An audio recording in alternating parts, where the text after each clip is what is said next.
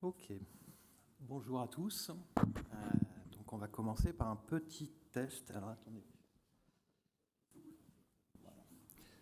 On va commencer par un quiz parce que j'aime bien les quiz. Attendez.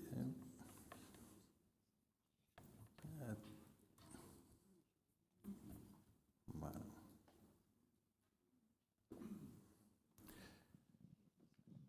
Alors, petit quiz de départ.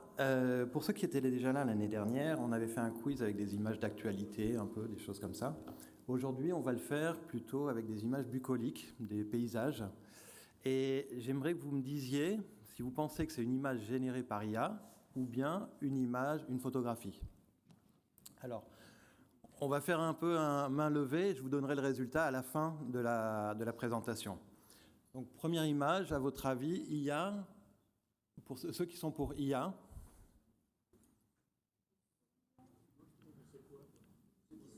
Pour IA ou photographie. Ok. Deuxième image, IA. Il y a des initiés.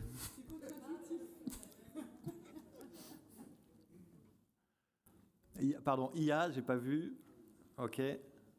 Bien. IA ou photo? IA. Photo. Ok.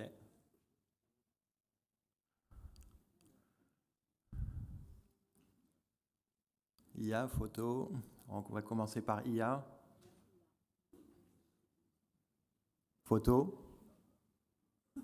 Ok. Le petit chat. De l'IA ou de la photo? IA.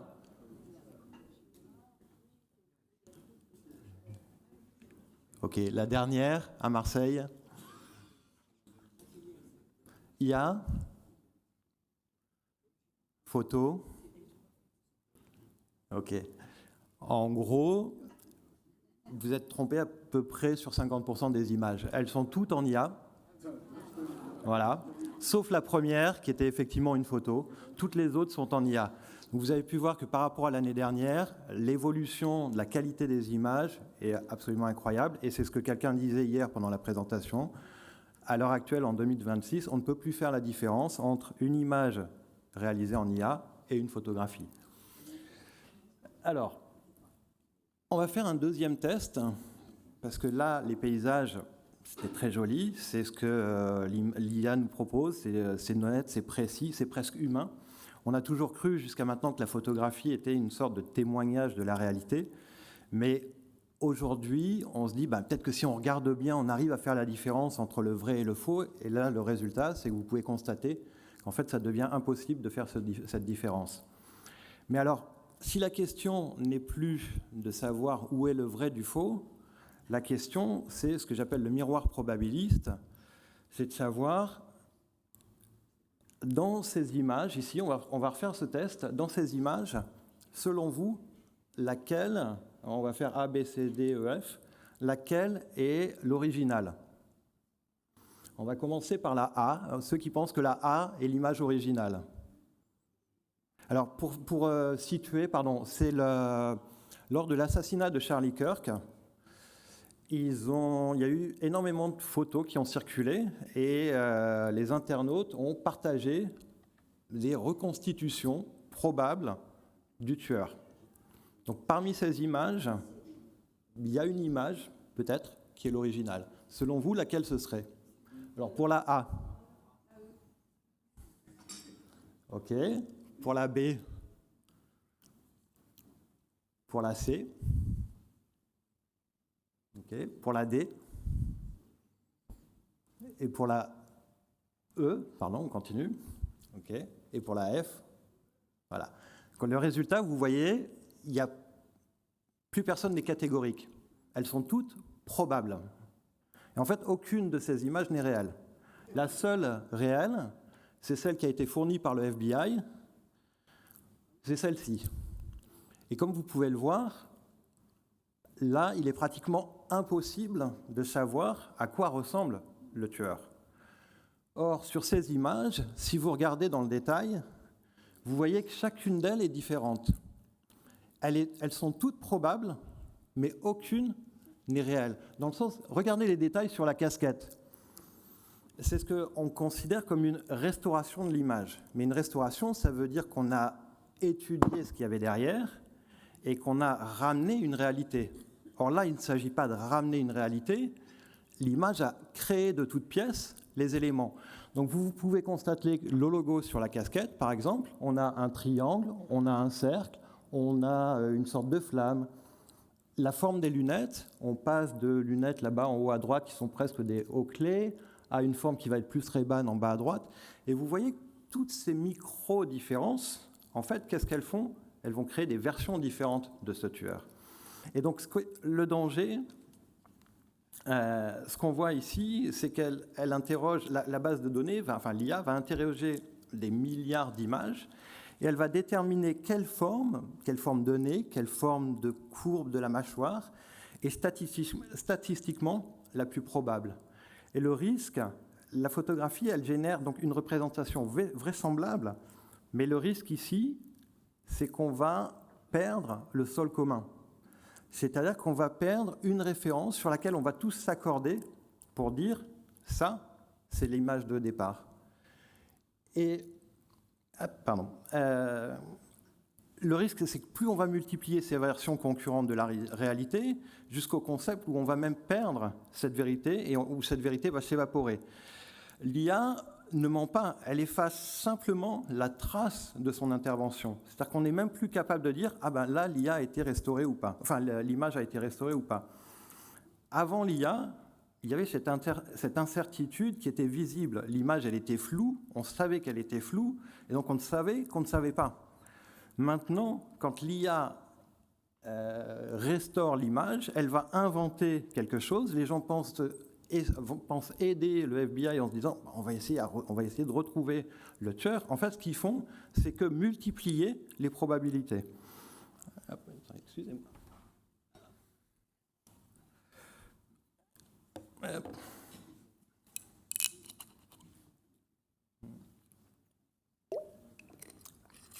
Et c'est ici que le piège se referme, en fait. Pourquoi? Parce que cette contamination diffère radicalement de la fake news. Une fausse information, on peut la débunker, on peut la tracer, on peut la contredire par des faits. Mais comment vérifier une amélioration? Comment prouver qu'un pixel est inventé quand il ressemble exactement à un autre vrai pixel? Ces images, elles ne prétendent pas être vraies, elles sont juste possibles. Et ce qui m'inquiète le plus, ce n'est pas l'invention elle-même, c'est ce qu'elle montre de notre mémoire collective. Cet exemple de Charlie Kirk nous a montré que si deux personnes génèrent une image du même fait divers, aucune des deux n'est vraie. Elles ne sont que du bruit statistique. Ce que nous perdons, donc, ce n'est pas seulement notre capacité à distinguer le vrai du faux. Nous inondons l'espace visuel de ces images et l'IA détruit notre capacité collective à établir un sol commun. Si l'image n'est plus une preuve, elle devient une donnée. Et si cette donnée, si c'est une donnée, elle va obéir à ceux qui possèdent les bases de données. Et c'est là que nous découvrons que cette machine n'est pas seulement floue, comme on vient de voir ici, mais elle est profondément orientée. Alors, depuis 3 ans, je fais un test. Je fais un test qui est très simple. Je rentre un prompt dans l'IA et je lui demande photo d'une famille en Océanie. Donc le prompt, vous pouvez le faire, vous prenez Midjourney aujourd'hui et vous rentrez le prompt, alors c'est en anglais, c'est photo of a European... là je suis sur la photo of a European family. D'ailleurs. Ah oui, c'est celle-là. Donc le prompt est très simple. Pas d'indication ni sur le temps, ni sur le lieu, ni sur l'époque, absolument aucune indication. Juste photo d'une famille européenne. Puis, je suis passé à photo d'une famille en Océanie. Ça, c'est les résultats en 2026. Donc, j'ai voulu chercher plus loin, photo d'une famille américaine. qu'est-ce qu'on constate? Ces images, on est en 2026, ça fait 3 ans que je fais ce test 2-3 fois par an. Depuis 3 ans, j'ai ces mêmes résultats. Les seuls qu'on peut voir évoluer, c'est éventuellement la famille américaine, qui a un peu évolué. Mais pour l'Océanie, je pense que personne ne s'est préoccupé de la représentation de l'Océanie. Ce que vous voyez, ce n'est pas la réalité de ces pays en 2026, c'est une vision figée, propre, sans aucune trace de modernité ou de banalité quotidienne. Pas de smartphone, pas de basket, pas de béton. L'IA génère des images qui sont figées, des vêtements traditionnels impeccables ou des scènes qui semblent littéralement extraites des archives coloniales du XIXe siècle. Alors, ce que vous voyez n'est pas un simple biais technique qu'une prochaine mise à jour pourrait corriger. Le biais n'est pas un bug, c'est le système lui-même. Les datasets qui ont permis l'entraînement de ces IA ne sont pas imparfaits. Ils encodent fidèlement un certain regard sur le monde. Et c'est ce que j'appelle l'esthétique musée de l'humanité. L'IA refuse obstinément cette banalité contemporaine aux autres pays. Elle impose un cliché de carte postale, une vision folklorique pour rassurer l'œil occidental. Pourquoi ? Parce que la machine ne connaît du monde que ce que nos bases de données dominantes ont bien voulu retenir de nos archives. Et c'est ici que nous devons changer de paradigme. Nous avons cru que l'IA était une nouvelle forme de photographie, une capture du monde. En fait, ce n'est pas du tout ça. Ce que vous avez sous les yeux, c'est ce que l'on doit appeler de la photopsychographie. L'IA n'est pas une fenêtre ouverte sur l'extérieur, c'est un miroir braqué sur nos propres paysages mentaux. Quand vous demandez à une machine de vous générer une rue de Kinshasa, elle va vous présenter une rue pittoresque en terre battue. L'image, elle, ne témoigne d'aucune réalité. Elle ne montre pas les autres, elle nous montre comment nous imaginons les autres. Elle matérialise nos biais collectifs, nos fantasmes et nos angles morts culturels. Et parce que cette image flatte secrètement nos attentes et nos stéréotypes, nous la validons sans même la questionner. Et le cercle se referme et notre vision du monde se standardise. La vraie question derrière cette esthétique musée de l'humanité, ce n'est pas seulement que l'IA refuse de voir le présent, c'est qu'une machine incapable de regarder le présent en face est structurellement condamnée à recycler le passé dès qu'on lui demande d'inventer l'inconnu. Alors forcément, j'ai posé la question, j'ai fait l'exercice, et la question, elle est simple, je lui ai demandé, imagine un extraterrestre qui n'a rien d'humain, une forme de vie future qui n'existe pas. Le résultat, c'est une sorte de mélange de la pop culture, un assemblage de morceaux de E.T., de recrachés de monstres d'archives et de clichés d'Hollywood des années 80.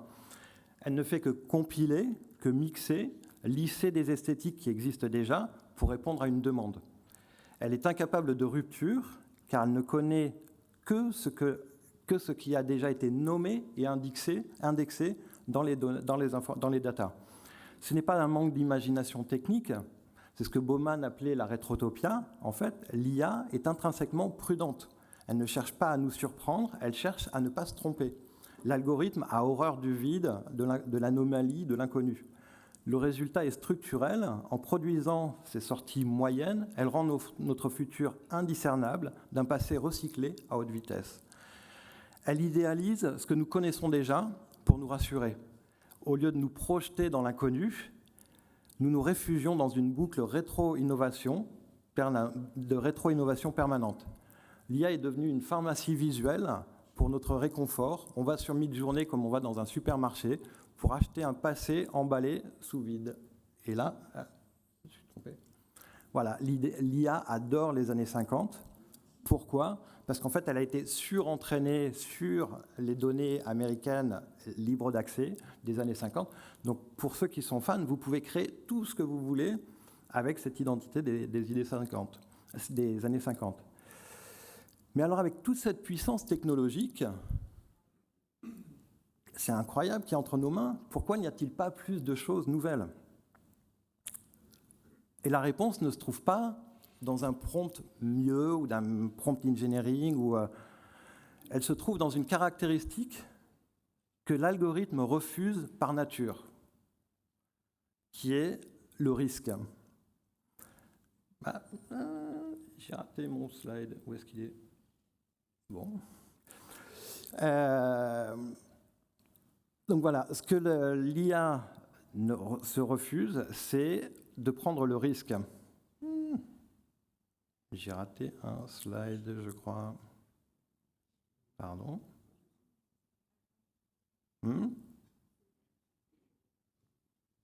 Bon. Pardon. Où est-ce qu'il est? Bon. Je me suis...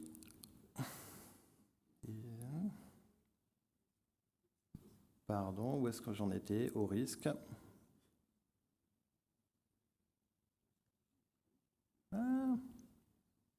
Bon. Je ne sais plus où est le slide. Soit il a... Tant pis. Donc nous arrivons à la frontière de l'intelligence artificielle ne franchira pas. Oui, mais bon... voilà. Donc, pourtant, la création a toujours été le berceau de nos aspirations. En 1865, Jules Verne écrit De la Terre à la Lune. En 1902, nous avons Méliès qui réalise... je sais pourquoi je me trompe. Voilà. Parce que je mélange avec la télécommande et mon clavier.